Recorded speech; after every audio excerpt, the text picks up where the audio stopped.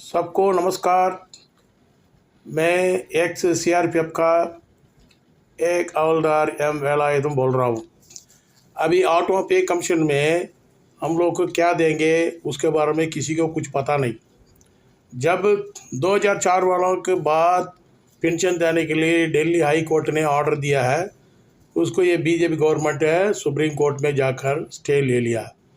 इससे पहले 2012 में जो पैरा मिलिट्री अलाउंस देना बोल के सेंट्रल जो पैरा मिलिट्री फोर्सेस को उन्होंने क्या किया, कांग्रेस गवर्नमेंट ने सेंट्रल आर्म्ड पुलिस फोर्स बना दिया। ये दोनों गवर्नमेंट हमारा जवानों को बहुत तकलीफ पहुंचाई है, बहुत नुकसान पहुंचाया। किसी को देने की वो जो दिल नहीं है।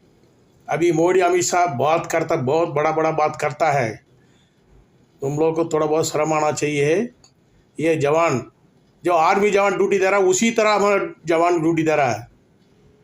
अंतर क्या है इन दोनों के ड्यूटी में? अंतर क्या है?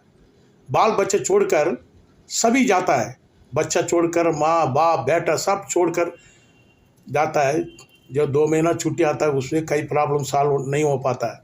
आर्मी वालों को देता है 17 साल के बाद तो उनको 1 रैंक 1 पेंशन देता है। हम कुछ नहीं बोल रहा, दे दो।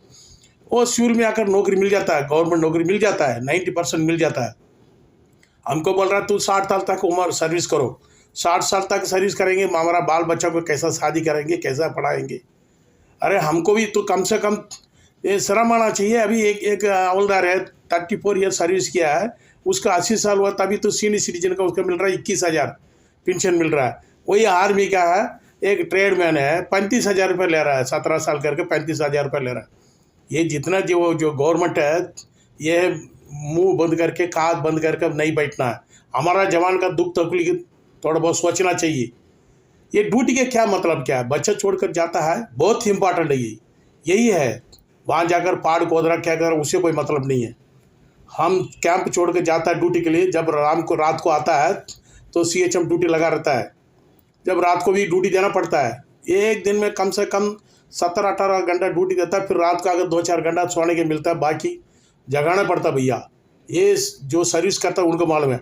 दूसरी बात है, ये IPS ऑफिस को क्यों रखा है पोस्ट के अंदर?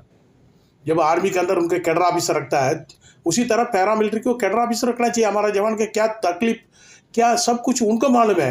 IPS ऑफिसर क्या मालूम? अभी तक IPS ऑफिसर कोई लड़ाई में मरा है हमारा जवान के साथ? हमारा कैडर ऑफिसर मरा है। हमारा कैडर ऑफिसर रखना चाहिए, DG तक वहाँ रखना चाहिए। IPS अगर रखना IPS रखना है तो कंपनी कमांडर से IPS रखो। हमारा